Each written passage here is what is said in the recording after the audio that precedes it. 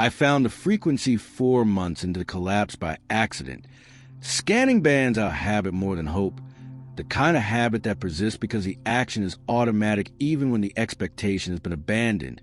And the first voice I heard clearly was Garrett's mid-sentence, describing a deteriorating figure he had observed at his north fence line. The specific behavioral details he gave in that first transmission I happened to catch.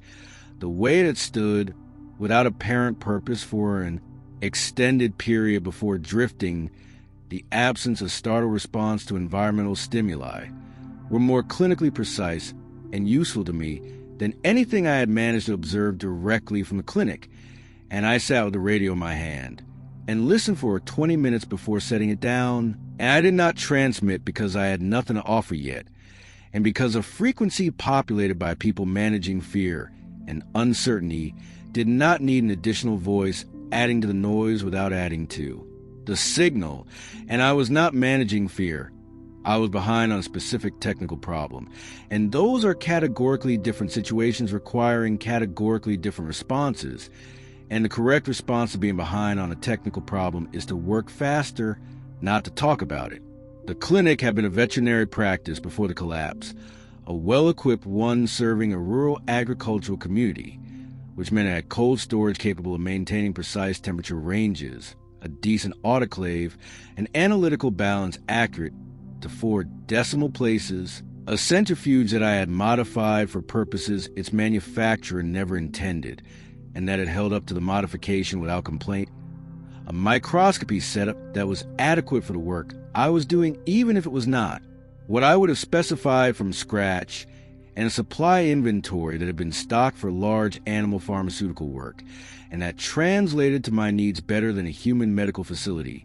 would have in several specific and critical ways, partly because the dosing scales for large animals gave me working quantities rather than clinical trace amounts, and partly because the chemistry of the available compounds overlapped with what I needed in ways that a standard pharmacy inventory would not have,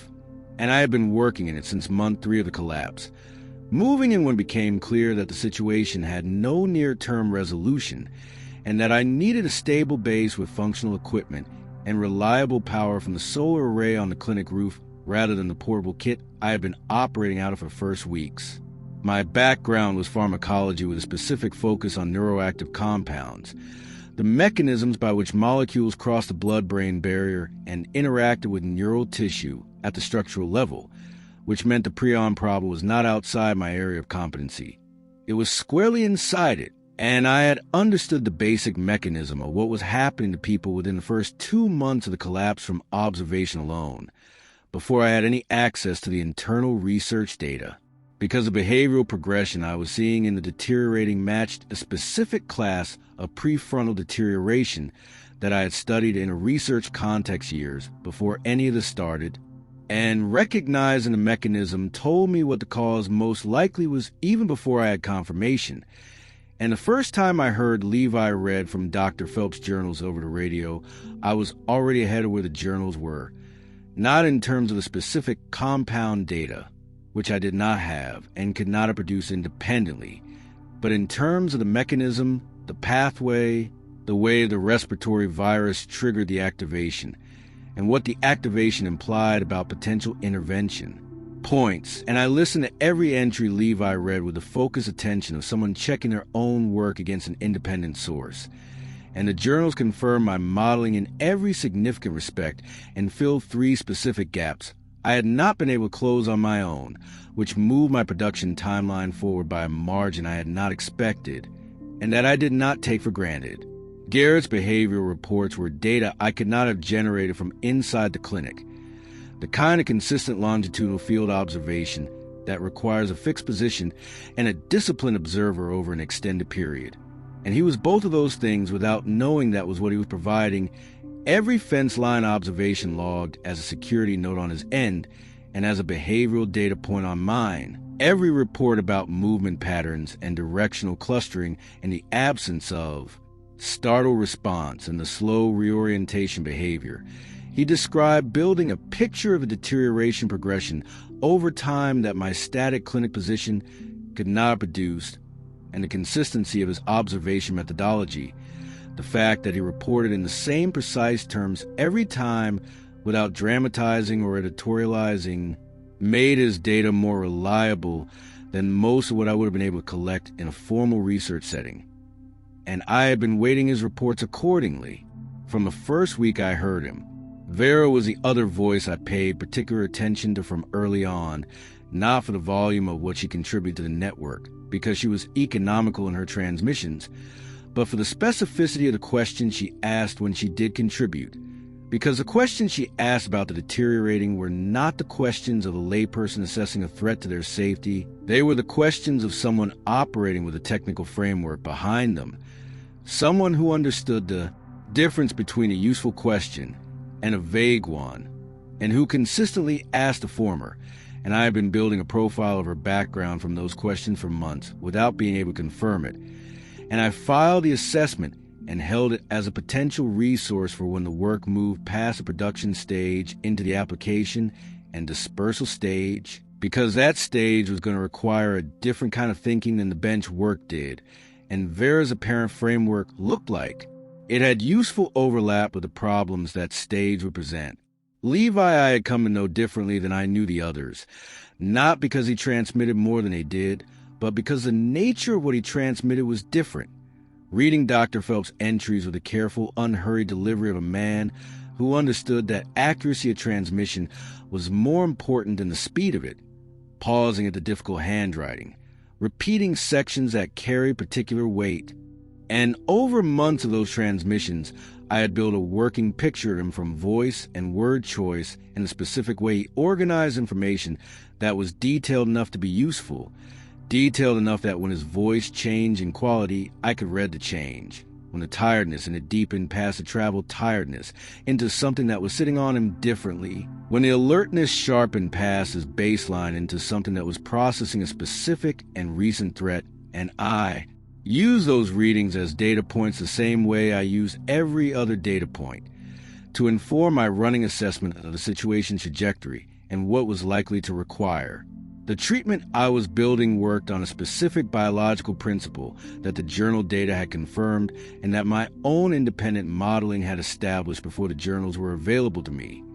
which was that the prions activation of the secondary neural pathway was not instantaneous in its full effect and was not irreversible at every point in the progression, that there existed a window in the deterioration cascade during which an introduced compound with the right binding characteristics could interrupt the process at a specific point, and that in a subset of subjects this interruption would not merely halt further deterioration, but would allow partial restoration of certain prefrontal functions as the brain's own repair mechanisms,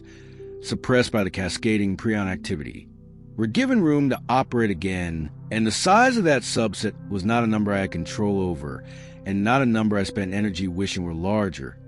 3 to 4% based on the contractor modeling data that Levi had carried out of the facility,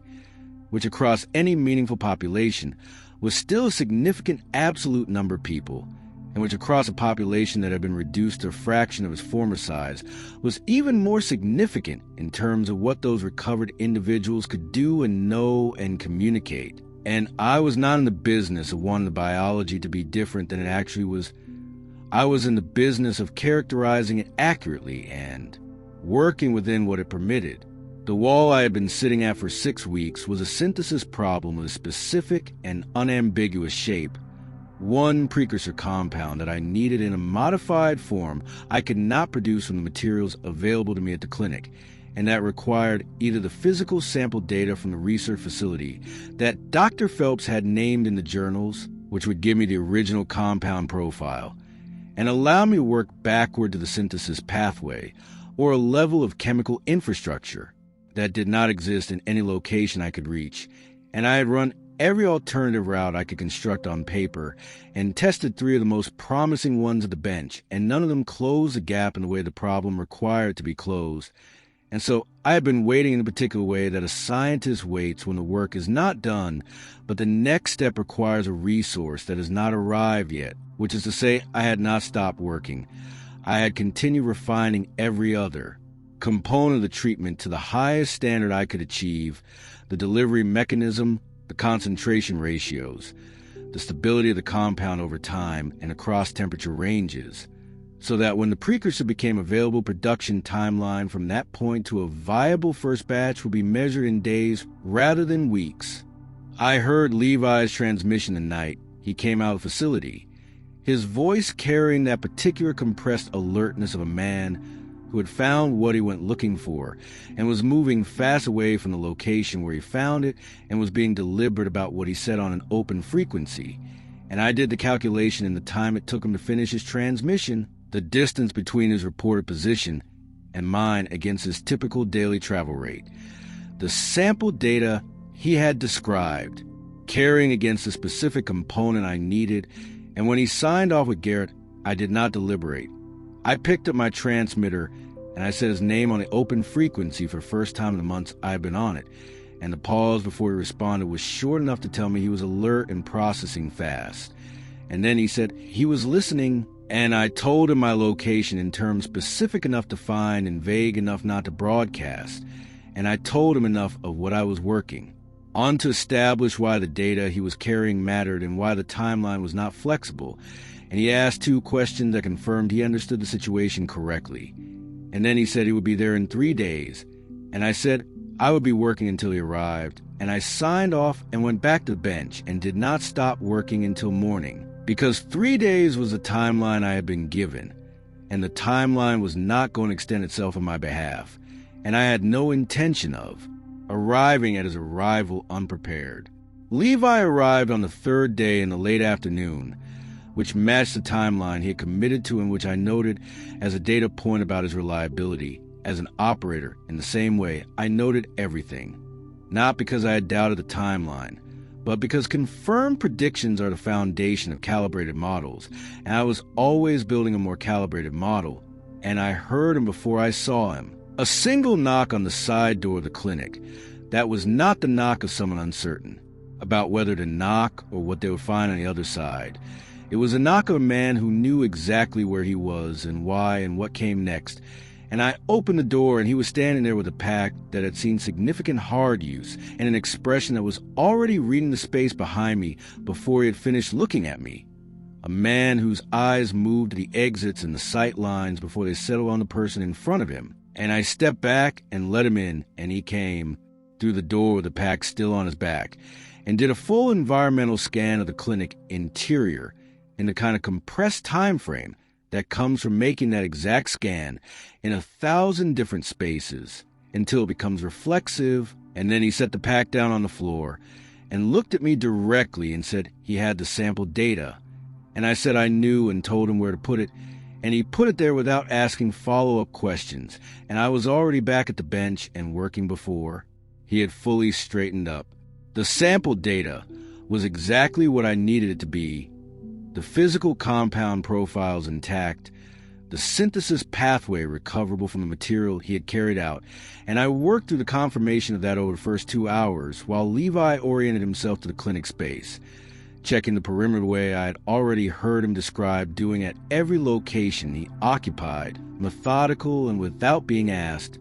and I registered that the perimeter was being handled and redirected my full attention to the bench where it belonged. The precursor synthesis took most of the first day, working from the sample data to reconstruct the original compound profile, cross-referencing it against the synthesis pathway I had developed over the previous 6 weeks that had been sitting at the wall waiting for exactly this input data. And the first run produced a quantity of precursor that was not large in absolute terms, but that was more than sufficient to confirm the synthesis pathway was viable and to begin the first integration stage of the full treatment production. And I documented every step with the specificity the situation required, recording the reagent quantities, the temperature and timing parameters, the intermediate compound states, and their characteristics at each stage, not because I expected a formal peer review process to ever evaluate the work, but because the documentation discipline that separates recoverable science from science that exists only inside one person's head was a discipline I had maintained for 20 years of research and was not going to abandon now when it mattered more than it ever had before. And that person's head was a single point of failure I was not willing to accept for work this consequence. Levi managed the clinic's practical needs through the first day without requiring direction from me, which I noted in the same column as his arrival time. He located the water supply and the food stores and the fuel reserves for the generator and the perimeter checkpoints in the radio setup, and he integrated all of it into a working routine that ran parallel to my work without intersecting with it in ways that would have required me to stop and manage it, and I registered that quality explicitly because the capacity to be functionally useful in an unfamiliar operational space without requiring the primary occupant of that space to stop their work and provide supervision is not a common quality, and is one that has a specific and concrete value in a situation where stopping the primary work has a direct cost measured in time and in what the time contains. That evening, he made radio contact with Garrett on the clinic's equipment, and I listened from the bench while I worked, and the exchange between them had a quality I had not heard before on the frequency. Two men who had been operating in isolation for months, finding that the situation had moved to a point where optimism was not irrational, and Garrett's voice carried something in it that I filed under relevant behavioral observation and moved on from, because I had work to do and the bench was not going to run itself. Garrett reported that the movement patterns near his property had shifted again overnight. The directional clustering more pronounced than his two most recent reports had indicated, and the behavioral characteristics of the clustering,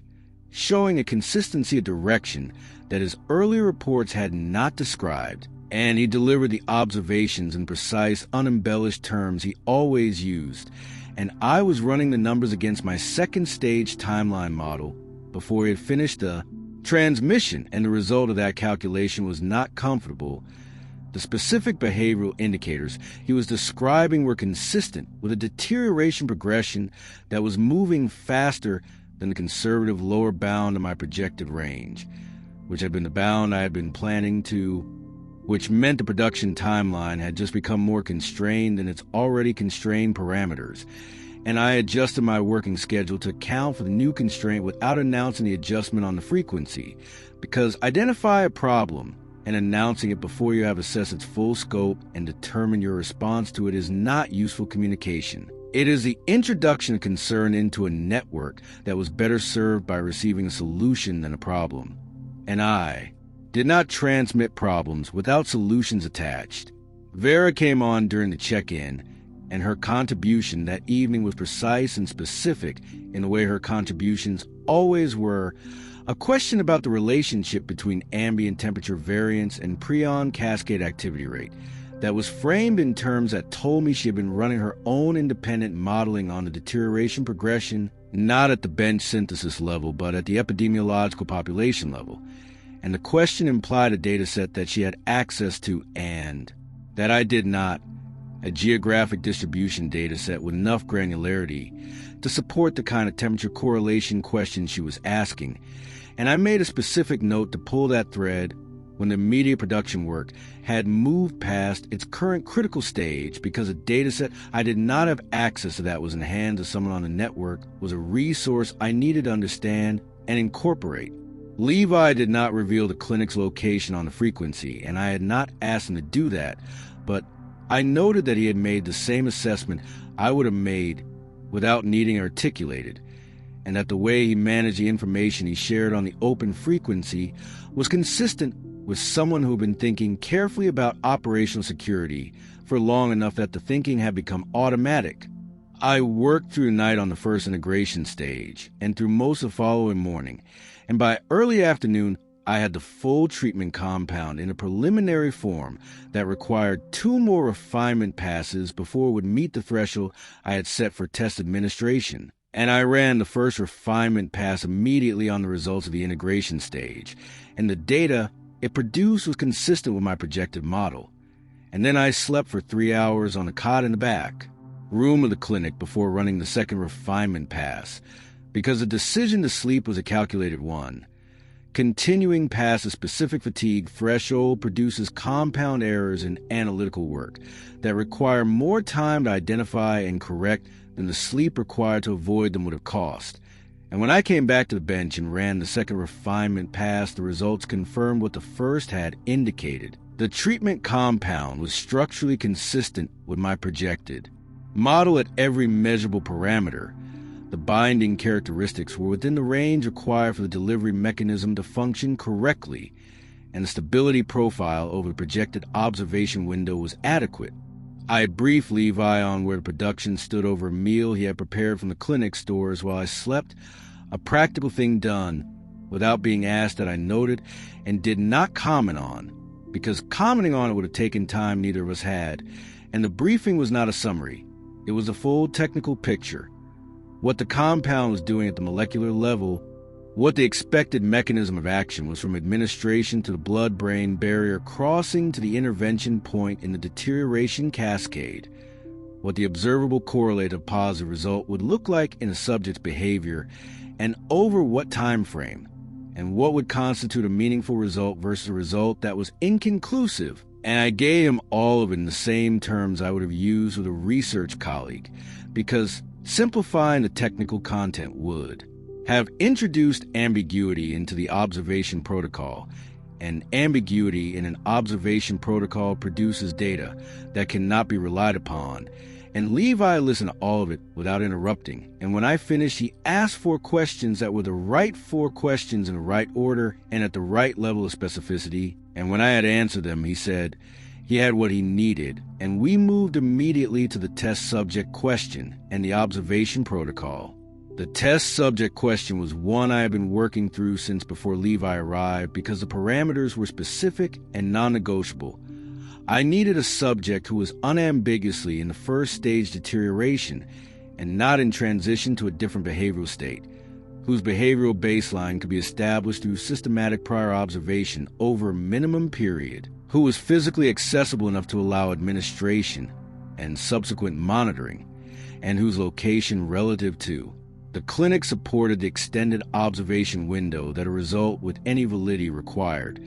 And Levi said he had identified 2 potential candidates within a half-mile of the clinic during his perimeter assessment work, and that he could establish solid behavioral baselines on both within a single day of focused observation. And I said 1 solid baseline was preferable to 2 incomplete ones, and he said he understood the distinction, and we built the observation protocol together in terms specific enough that the behavioral data he collected would be directly usable in the analysis without requiring me to interpret what he had meant by what he wrote. And then I went back to the bench to run the final production pass on the first test quantity, while he went out to begin the baseline observation. And the clinic was quiet around me, and the equipment was running correctly, and the compound was in the final refinement stage, and the test was a day away, and I kept my attention exactly where it needed to be, which was on the work in front of me and not on the result that the work was building toward. Because thinking past a result you have not yet produced is how you introduce expectation bias into your methodology, and expectation bias is the mechanism by which otherwise competent scientists produce results they cannot replicate and conclusions that do not hold. Levi came back from the baseline observation work in the late afternoon of the second day with a field notebook that had been used the way field notebooks are supposed to be used, filled with systematic behavioral documentation that matched the protocol I had specified, timed observations recorded at the required intervals, notation of stimulus responses with their latency measured against the timing marks, movement pattern characterization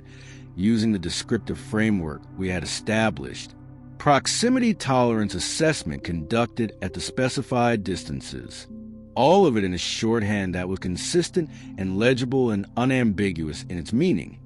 And I went through the entire notebook at the bench while he ate, and the data confirmed that the subject he had selected was an unambiguous first-stage deterioration case with a stable and well-characterized behavioral baseline across the full observation window,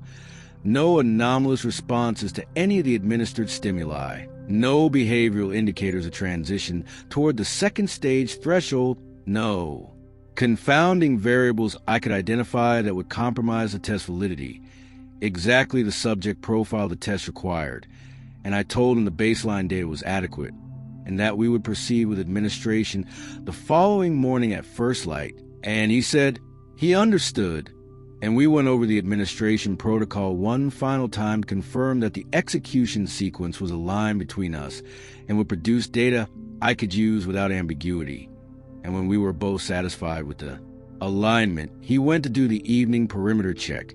and I sealed the test quantity and ran a final stability confirmation before logging the results and ending the bench work for the night. The radio check-in that evening had a different quality than the previous one since Levi had arrived at the clinic, not in tone, because Garrett's tone did not change in ways that preceded his content, but in the specific weight of what he had to report, which was that he had observed 3 deteriorating figures moving in coordinated parallel lines along the exterior of his north fence perimeter over a sustained period of 4 hours that afternoon, and he was precise about the confirmation. Methodology. These were not the same figure observed at different points in time. These were 3 physically distinct individuals whose distinguishing characteristics he had documented at first observation and tracked continuously, and they had maintained consistent lateral spacing relative to each other and consistent directional movement along the fence line over the full 4-hour period without any apparent external stimulus that could account for coordination, and I was referencing the behavioral description against my second stage timeline model before he had finished delivering it, running the specific indicators he was naming against the threshold criteria I had established in my modeling for early second stage precursor expression, and the cross-reference was producing results I would have preferred not to see. The behavioral profile Garrett was describing was consistent with the early indicators of directed group behavior at the leading edge of second stage onset, not the complete second stage pattern, not the full expression of coordinated behavior the contractor's modeling had projected, but the precursor state that in my model preceded full expression by weeks rather than months, and I pulled the specific threshold criteria while the frequency was still active and confirmed that the match was not ambiguous. What Garrett was observing was what my model predicted would be observable in the weeks before the second stage behavioral threshold was crossed, which meant the timeline I had built the entire production schedule against was not a conservative estimate that was giving me more room than I needed. It was an accurate estimate that was giving me exactly the room I had and not a day more, and the margin between current production capability and required production capability had just become a number I needed to solve for immediately. Vera asked Garrett 3 precise follow-up questions about the lateral spacing between the figures, the consistency of their directional bearing over the observation window, and a specific behavioral pattern at the point where the coordinated movement broke down, and his answers were delivered with the same observational precision as the initial report and were specific enough to be directly incorporated into my running model update. And the updated model told me that at the behavioral precursors Garrett was observing represented the population average. Then we had less time before full second stage expression than I had projected even after the adjustment I had made the night before,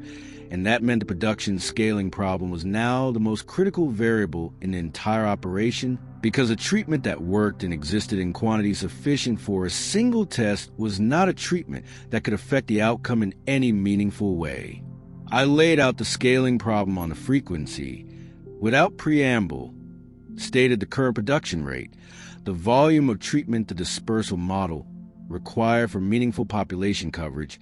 and the gap between those 2 numbers in plain terms, and Garrett asked within seconds what the limiting factor on the production rate was, and I told him it was the precursor synthesis time combined with the analytical throughput capacity of the equipment I had at the clinic, and Vera asked immediately whether the synthesis pathway was parallelizable across multiple simultaneous production lines given additional equipment. And that question confirmed the technical background. I had been building a model for months because it was precisely the right question framed in precisely the right technical terms. Not a layperson's question about whether more equipment would help, but a researcher's question about the specific architectural constraint in the production pathway. And I said, yes, the pathway was parallelizable and that a second analytical setup running in parallel would reduce the production timeline by approximately 40% based on the current bottleneck analysis.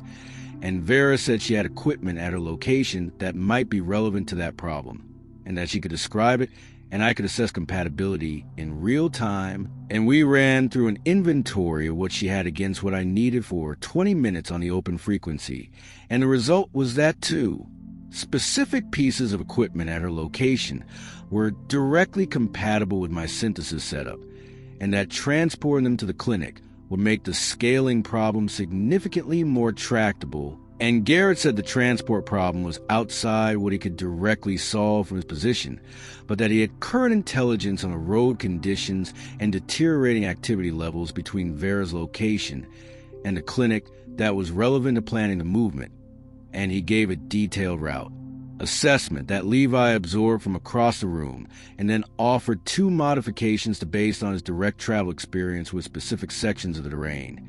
And the frequency became a logistics planning session that was specific and fast and productive, and that produced a transport plan Vera said she could execute in 2 days. I signed off when the planning was complete, and the frequency went to its usual quiet. And I sat at the bench with the updated production model and the equipment transport timeline, and the second stage behavioral precursor data from Garrett all open in front of me, and I ran the full scenario from our current position through the functional dispersal capability, mapping each dependency against its timeline and each timeline against the others. And the scenario that emerged from that analysis was tight in ways that did not give me significant margin, but was not a scenario that was impossible.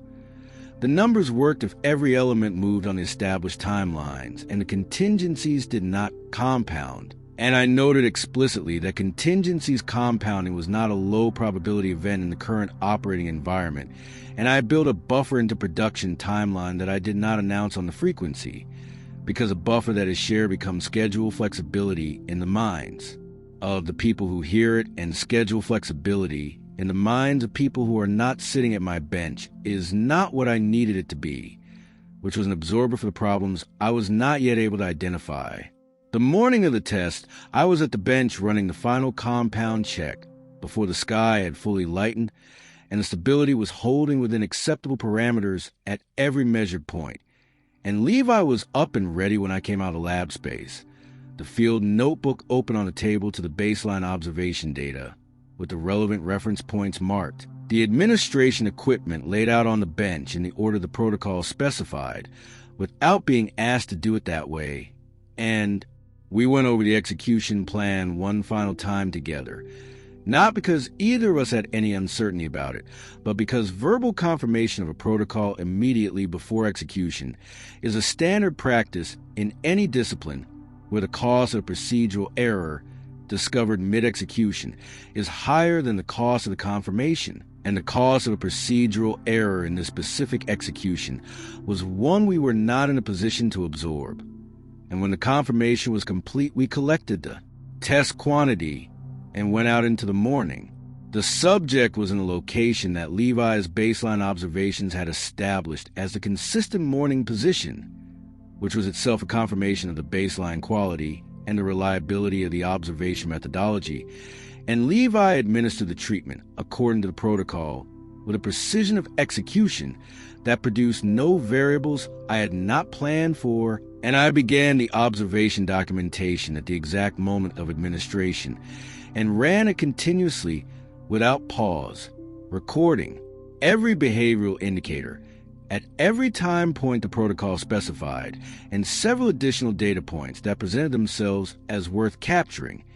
And the first hour produced nothing that was distinguishable from the established baseline, which was within the expected range for the mechanism of action, given the blood-brain barrier crossing time and the cascade intervention latency I had modeled. And the second hour produced the first deviation,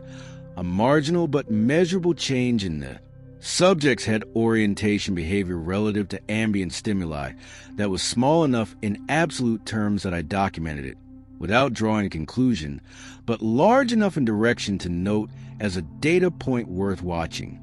And the third hour produced a second deviation in the same behavioral dimension that was large enough to warrant a preliminary notation in the conclusion column. And Levi said nothing through any of this, He held his observation position with the patience of someone who had learned that the observation window was the observation window, and that filling it with noise because the silence was uncomfortable was a way of compromising the data. And by the end of the fourth hour, the deviations had accumulated into a directional pattern that was outside the established baseline range at a level of statistical significance that I was not willing to qualify with hedging language. And I wrote the conclusion in the field notebook in plain declarative terms. The treatment compound was producing a measurable and statistically significant effect on the subject's behavioral presentation that was consistent with the predicted mechanism of action at the predicted time frame. And I read it to Levi, and he looked at me and said, "What comes next?" And I said, "We go back to the clinic." And I scaled production, and we solved the dispersal problem, and we started walking back toward the clinic. And I was already running production scaling calculation in my head before we had covered the first 50 yards, because the test result was the answer to one question, and the answer to that question had immediately made the next question larger and more urgent, and I did not have the option of pause in between. Vera arrived on the morning of the third day after the transport plan had been established on the frequency, which was a timeline she had committed to and which she met without margin, coming through the clinic door at first light with 2 equipment cases that had been packed with the kind of deliberate protective care that indicated she understood precisely what she was transporting and what its value was in the current operational context. And I had already cleared and configured the bench, space for integration based on the equipment inventory we had run on the frequency. And within 4 minutes of her arrival, I was running the physical assessment of her equipment against my synthesis setup to confirm the compatibility I had modeled remotely, and the assessment confirmed the remote modeling. Both pieces were directly compatible with the existing setup, and the parallelization pathway I had designed required no modification in either system to execute, and I told Vera that, and she said good, and asked what she could do first, and I told her the specific task, and she moved to it without requiring elaboration or orientation beyond what I'd given her, and that was a complete extent of the introduction between us. 2 sentences and a task assignment, because we were both in a situation where time that was not being applied to production problem was time that was being spent on something of lower priority than a production problem, and we both understood that without it needing to be discussed. Vera's background resolved itself completely within the first 2 hours of working alongside her, and what it resolved into was not what I had been modeling from the radio transmissions alone. She was not a researcher and had not been, but she had a working knowledge of analytical chemistry, a level that was significantly above what a layperson could have developed from exposure alone, the kind of applied knowledge that comes from years of hands-on work in a field that sits adjacent to research and requires understanding the principles without necessarily working at the theoretical frontier. And she moved with a bench setup with a confidence that was calibrated rather than assumed. She knew the boundaries of her knowledge, and she operated inside them without pushing past them unnecessarily, and she asked the questions that fell outside those boundaries with the same direct efficiency she applied to everything else. And the combination of her applied knowledge and my research knowledge working in parallel against the same production problem-generated solutions faster than either of us would have reached them independently. And I noted that conclusion at the end of the second hour because it was a data point worth having, and because I had not projected it with the confidence the evidence now supported. Levi managed the operational layer of the clinic through this period with the same quiet efficiency he had brought since his arrival. Perimeter checks at the intervals the situation required, supply management, radio logistics, the practical maintenance of a working space that 2 people were now using at full production pace. And on the afternoon of Vera's first day at the clinic, he came in from the midday perimeter check and gave me a specific report that had a direct bearing on the production timeline. He had observed a group of 4 deteriorating figures on the road that ran past the clinic's access point moving in a directional pattern that was consistent with what Garrett had been reporting near his property. not the undirected drift that had characterized first-stage behavior in the early months, but a movement with a consistent axis and a consistent spacing between individuals that matched the early second-stage precursor profile, and the proximity of that behavioral pattern to the clinic removed the remaining abstract quality from the timeline pressure in a way that had an immediate operational effect, because a threat that is moving in your direction on a timeline you can estimate is a different category of problem than a threat at a general and unspecified distance. I updated the production timeline on that basis, compressing the schedule by removing the margin I had been carrying and moving the critical path dates forward to reflect the reduced window. And I shared the updated timeline with Vera across the bench, and she absorbed it and adjusted her work pace accordingly without asking for a rationale or expressing reaction to compression, which I noted as the correct response. And we ran the parallel synthesis lines through the rest of that afternoon and into the early evening. And at the first natural pause point, I pulled the production data and ran the rate calculation, and the parallelized setup was tracking at 38% above the single-line baseline rate, which was within 2% of the 40% improvement my model had projected, and a 2% deviation from a forward model projection in a novel parallel synthesis configuration using partially repurposed equipment running outside its original design. Specifications is a calibration result that I would have been fully satisfied with in a controlled research environment with adequate time and resources. And in the current environment, it meant the model was reliable enough to use as the basis for the remaining production planning without requiring recalibration of the key parameters. The radio check-in that evening was the most operationally dense and the most productive one since I had first identified myself on the frequency. Garrett opening with his behavioral observation report for the day, which showed continued and intensifying coordinated movement near his property with specific quantitative data on the progression of the pattern over the previous 24 hours. Data that Vera had been waiting for because she had been building a population progression model on. Paper since her arrival at the clinic, using the behavioral data from Garrett's previous reports as the input series, and she had the model updated with the new data within minutes of Garrett's transmission, and she described the model and its current output to the network. And the output produced a period of focused silence on the frequency, followed by a set of questions from Garrett that were precisely targeted at the model's assumptions, and that when answered with Vera's responses produced a shared quantitative picture of the second stage timeline that was more granular and more data supported than anything the network had been operating with before, and the granularity was not comfortable, but it was substantially better than operating on estimates that had less evidence behind them. Levi raised a dispersal logistics question on the frequency in the specific framing I had asked him to use, laying out the 3 delivery vectors in sequence: the direct water source treatment targeting reservoirs and river access points, the direct aerial dispersal over open population areas, and a cloud seeding model for extending reach beyond what the aircraft could physically cover and presenting each with the relevant parameters so the network had the full picture before the problem. Solving began, and the network responded to the problem the way it responded to problems where it was most effective,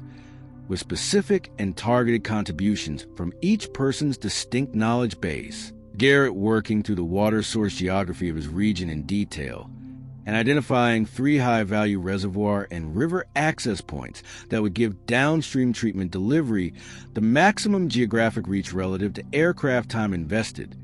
Vera running the minimum effective dose. Concentration calculation against the current volume projections, and finding the threshold that allowed the treatment quantity on hand to cover the maximum possible geographic area without falling below efficacy. And the exchange built a dispersal model over 40 minutes that was substantially more refined than the model I had been working from, and that incorporated local geographic and hydrological intelligence I did not have access to from inside the clinic. The one variable that the dispersal model required that none of us had a solution for was the aircraft and the person to fly it.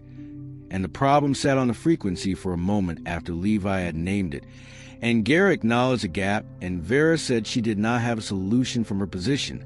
And I said the same, and the frequency held a silence of the kind it produced when the network had reached the boundary of what it could solve with the resources that were currently part of the conversation. And then a voice came through that none of us had heard transmit before. A man's voice, steady in the way of someone who had decided what they were going to say before they keyed the transmitter and was saying it without decoration. And he said his name was Dutch and that he had been on the frequency for longer than any of us would have guessed, and that he had a crop duster that was operational and the fuel reserves to run multiple dispersal missions and the mechanical knowledge to modify the hopper and dispersal system for liquid treatment delivery, and that he was 3 days' travel from the clinic. And then he released the transmit key and waited, and the silence that followed was the processing silence rather than the hesitation silence, and it lasted about 8 seconds before Levi asked Dutch 2 direct operational questions about the aircraft's range per fuel load and the liquid payload capacity of the hopper system, and Dutch answered both numbers with the specificity of someone who knew their equipment from direct daily experience and was not estimating from memory.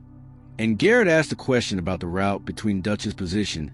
and the clinic, and Dutch answered it with the same specificity. And within 12 minutes of Dutch's first transmission, he had been integrated into the active planning conversation, and the dispersal model that had been sitting with one critical unresolved variable was now complete with all variables filled and sourced. I ran the full production to dispersal scenario one more time after the check-in ended, updated with the aircraft range and payload specifications Dutch had provided, the water source geography and access point data Garrett had contributed, and the minimum effective dose concentration thresholds Vera had calculated from the population coverage math. And the scenario that emerged from that updated analysis was the most viable one I had produced since I first started modeling the problem weeks before Levi arrived. It was not a scenario that was free of execution risk, and it was not a scenario with the kind of margin that allows for significant deviation from plan, but it was a scenario in which the inputs currently available to us could produce the output the situation required if the execution was competent, and the variables we could not control did not compound in ways that exceeded the buffer I had built in, and I documented the full scenario with all parameters and assumptions stated explicitly. And then I brought Levi and Vera off their current tasks and walked them through the updated scenario and production pace it required, and the 3-day timeline that Dutch's travel time had established as a fixed point everything else needed to align to. And Vera said she had the production pace requirement, and Levi said he had everything that was not the bench, and I said that was correct, and we went back to work without further discussion, and the clinic ran on the parallel synthesis lines through the rest of the evening and into the night, and the production numbers at the end of that first full parallel production day were tracking within 3% of the scenario model,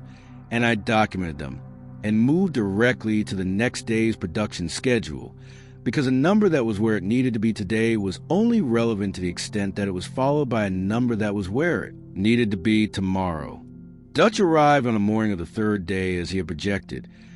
coming to the clinic on foot with a pack that was lighter than Levi's but organized with the specific efficiency of a man who carried what he needed and had thought carefully about what he needed before packing it. And he came through the door and looked at the production setup with a focused assessment of a man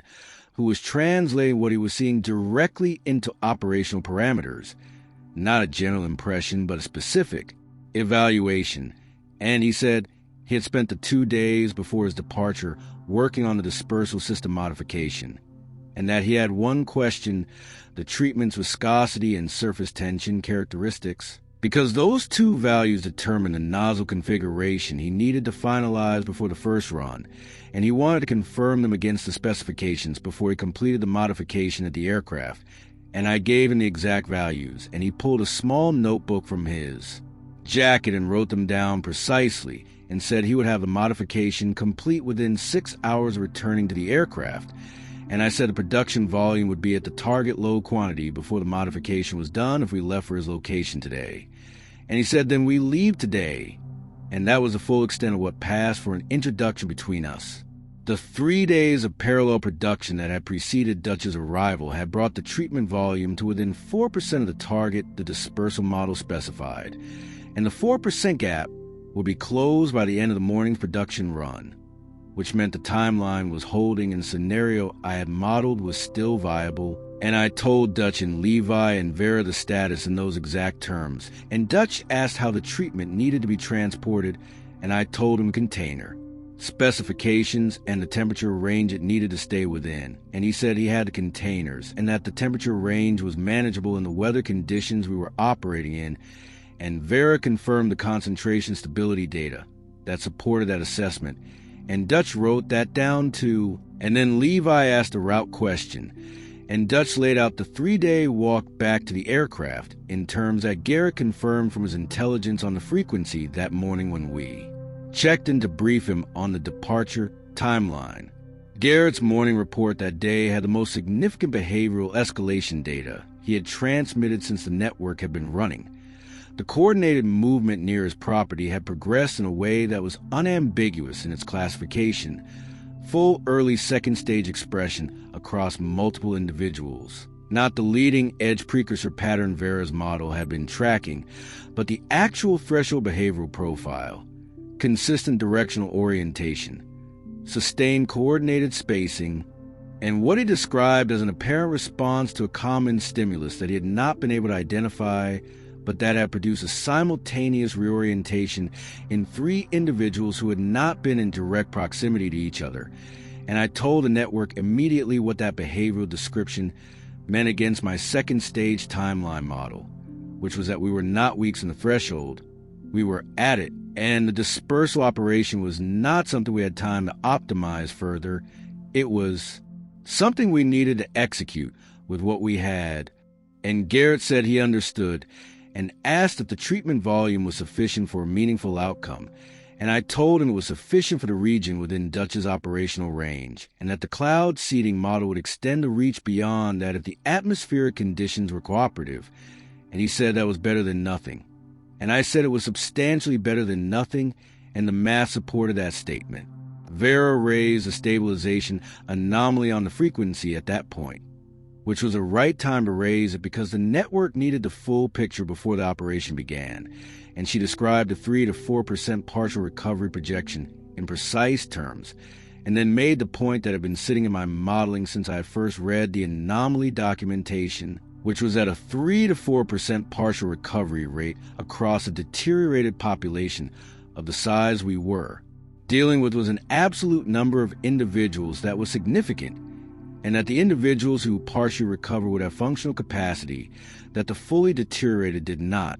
and that those individuals represented a potential vector for the information about the treatment to move beyond the geographic range of Dutch's aircraft through human agency, and Garrett said that was a variable he had not modeled, and asked how we accounted for it operationally, and I said we could not account for it operationally because it was outside our control, but that outside our control in this case meant it could only help us, and there was a brief silence on the frequency that I read as people running that implication and arriving at the same place I had, and then the check-in moved to departure logistics, and we were done with the theory and into the execution. We left the clinic in the early afternoon, Levi and Dutch carrying the treatment containers in the configuration Dutch had specified for safe transport,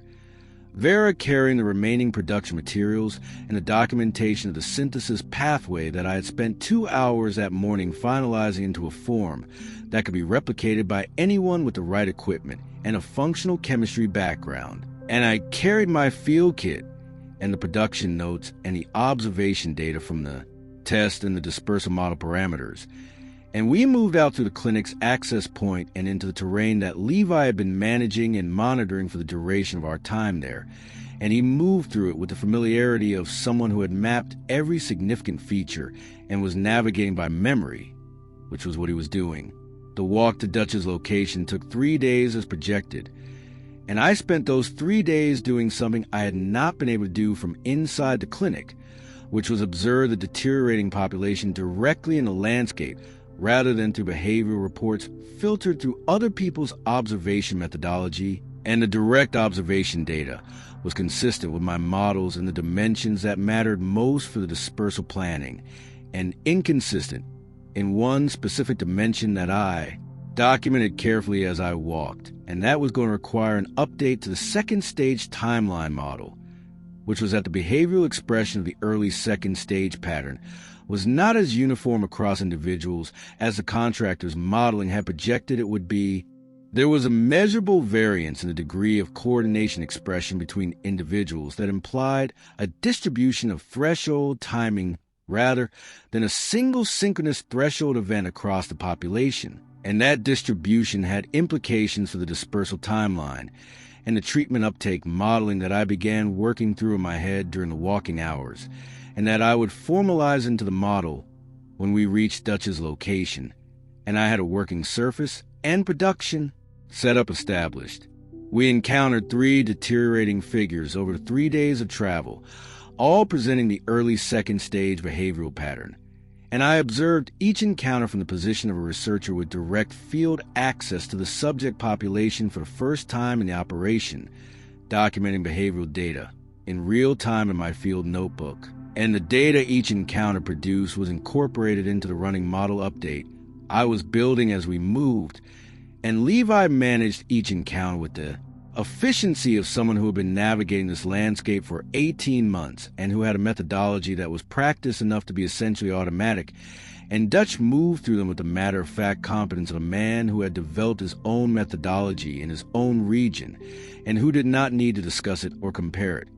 He simply executed it, and the 3 of us moved through the terrain as a functional unit without requiring explicit coordination, each person doing what their specific experience and position made them best suited to do, and none of us waiting to be told what that was. Dutch's location was a working farm on flat agricultural land with a clear grass strip running along the east edge of the property that served as the airfield,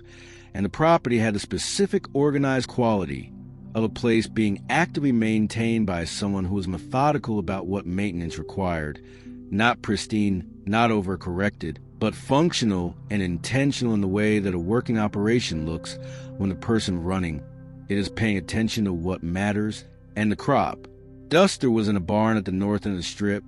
and Dutch went directly to it when we arrived and opened the barn doors, and we looked at the aircraft in the late afternoon light coming through the open doors, and I assessed it against the dispersal model parameters I had been carrying in my head for the 3 days of travel, and the assessment was that it was adequate for the operation, not the ideal platform I would have specified from scratch,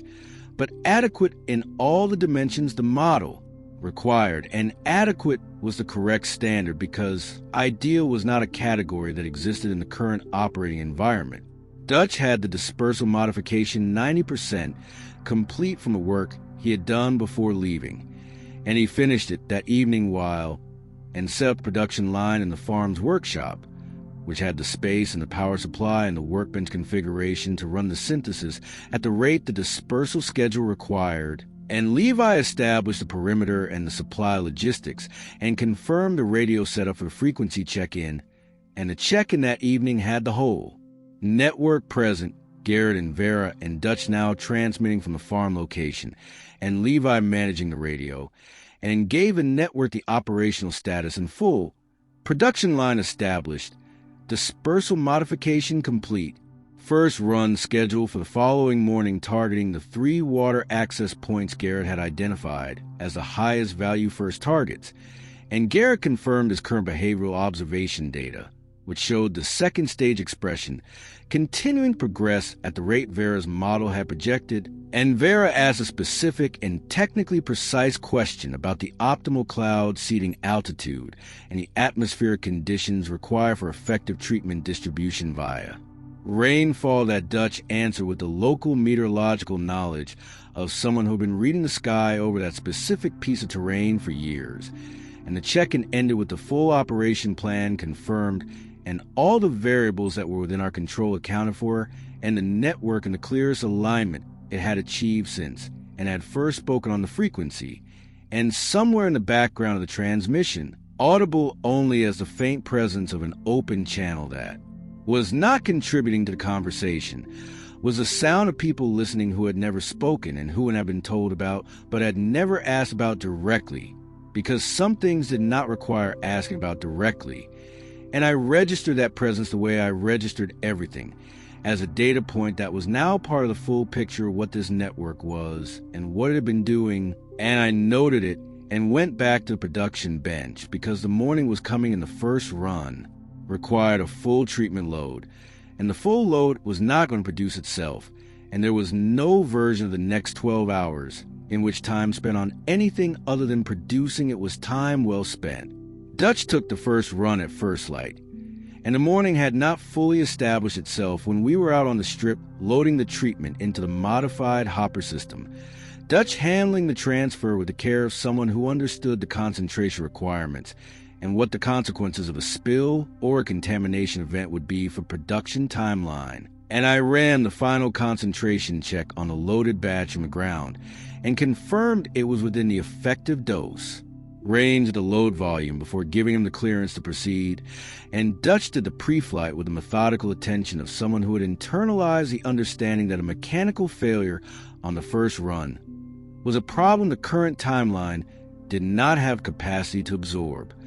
Working through each system check in the sequence, he had clearly established over years of running the same aircraft. Nothing rushed, nothing skipped. And when he was satisfied with the aircraft status, he climbed in and started the engine, and taxied to the east in the strip, and turned and came back down it, and lifted off a particular clean efficiency of a small aircraft that is maintained correctly and being flown by someone who has flown it enough to know exactly what it will and will not do. And Levi and I stood at the edge of the strip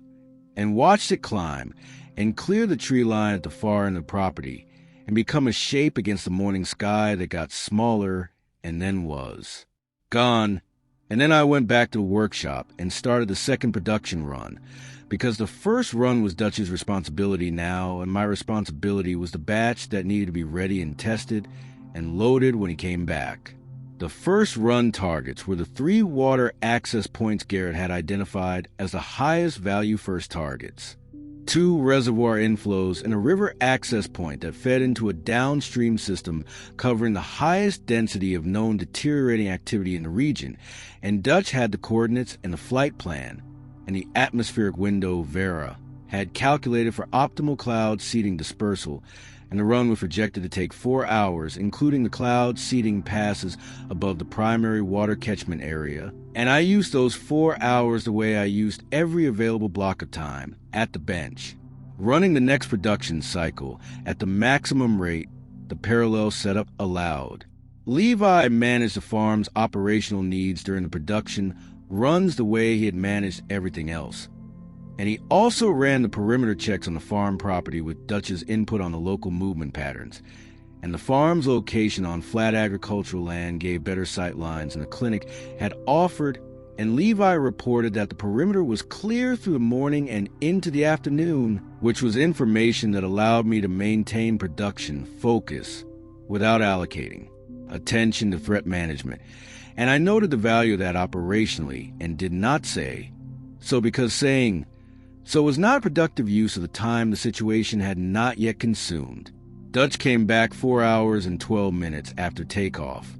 which was within the projected window, and he landed cleanly on the strip and taxied to barn and came to the workshop with the specific, unhurried manner of someone who has done what they went out to do and is now ready to do it again. And he gave me the run report. All 3 water access targets hit at the projected dose volumes, with the dispersal system performing within the parameters I had specified.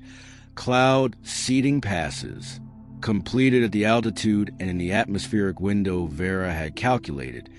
and he said the aircraft had handled the modified hopper and dispersal configuration without any mechanical issues, and that the run performance gave him no reason to change anything for the second run. And I told him the second batch would be at load-ready status in 6 hours, and he said he would refuel the aircraft and run a post-flight check and rest. And he took a meal that Levi had prepared and went to the barn, and I went back to the bench. The midday radio check-in carried Garrett's morning observation report, and it was the first report in weeks that contained a data point I had not been able to predict from my models which was that he had observed one of the deteriorating figures on his north perimeter displaying a behavioral response to an auditory stimulus that did not fit the first stage behavioral profile and did not fit the second stage directed behavior profile either, response that was more discriminating in its attention and more appropriately calibrated to the specific nature of the stimulus than either stage's characteristic response pattern. And he described it in the careful, precise terms he always used, and I ran it in real time against every behavioral category in my working model while he was still describing it, and it did not fit cleanly into any of the established categories. And I told the network immediately that what Garrett was observing was potentially consistent with the early expression of the stabilization anomaly, the 3 to 4% partial prefrontal recovery subset that the contractor's modeling had documented, and that our test had provided the first individual level confirmation of, and the frequency held a quiet that was a processing quiet rather than the silence of people who had nothing to say, and Vera asked a specific follow-up question I had been formulating at the same time, which was how long after treatment, exposure to stabilization anomaly was projected to begin expressing in subjects who were in the recovery subset, and I gave her the model's projection 48 to 72 hours post-exposure for subjects within the effective concentration range. And she said the timing was consistent with the preliminary water source treatment Dutch had run the previous day as a range-finding pass before the first full production run. And Garrett confirmed the timing alignment when he cross-referenced it against his own observation log. And I documented the data point in my field notes as the first field-level confirmation of the stabilization anomaly expression, and moved the anomaly from the projected column of my running model to the confirmed column, which was the most significant single model update since the test result. And I noted it and kept working. Dutch took the second run in the early afternoon, targeting a second tier of water access points that Garrett and Vera had identified during the network planning sessions as the next highest value targets after the first run's primary sites. And the second run also included an extended cloud seeding component that pushed further north and east than the first run's coverage, following the atmospheric transport modeling that Vera had been refining based on the meteorological data Dutch had contributed from his local flying knowledge. And I watched the aircraft lift off the strip for the second time from the workshop doorway and registered the particular quality of the system that is running correctly on its projected parameters, which is not the same as the relief of a problem solved, because the problem was not solved. The second stage was actively progressing, and the geographic coverage of the current operation was limited, and the timeline pressure was real, and none of that had changed, but it was a specific satisfaction of a methodology that is producing results within its projected parameters on schedule, which is the closest approximation of certainty available to a scientist working in field conditions, and which I have learned over years of research to treat as the adequate functional substitute for certainty that it is. Levi was on the radio with Garrett, while Dutch was on the second run, the two of them working through behavioral observation data from Garrett's morning reports in more detail than the check-in format allowed. And I listened while I worked, and the exchange between them had the quality of two people who have been operating in parallel toward the same problem from opposite ends, and who were now comparing notes with the specific efficiency of people who had learned to trust each other's methodology without requiring explanation of its foundations. And Garrett raised the question of what a partially recovered individual in the stabilization anomaly subset would understand about their situation,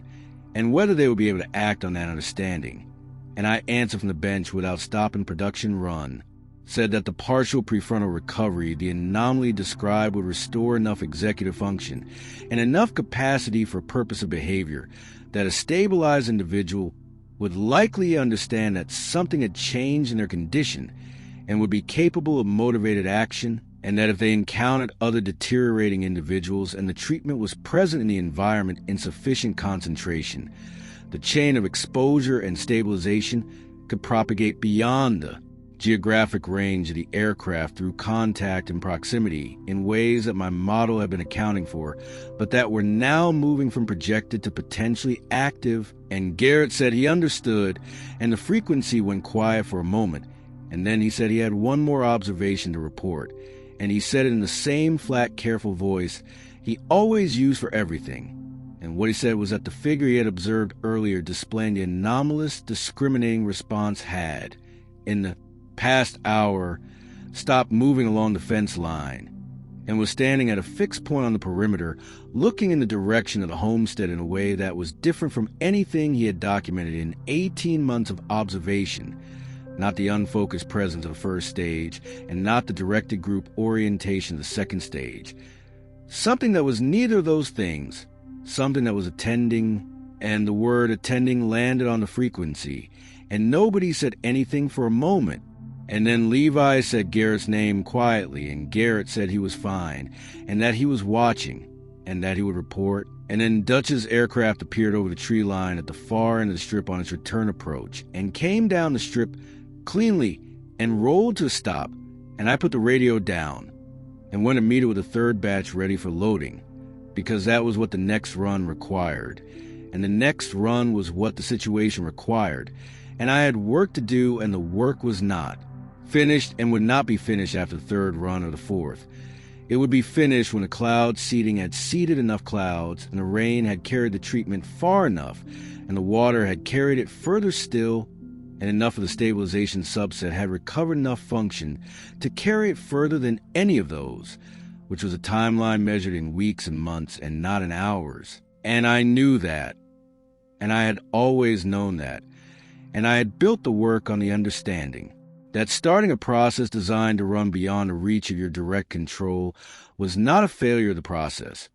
It was the entire point of it, and the aircraft was on the ground, and Dutch was climbing out, and the treatment was loaded, and the strip was clear, and the morning was still early enough for a third run. And I walked out to meet him across the strip and told him the batch was ready and concentration confirmed. And he said, "Let's go," and we went back to the aircraft together, and the strip was clear, and the sky was open, and the clouds to the northwest were the right kind,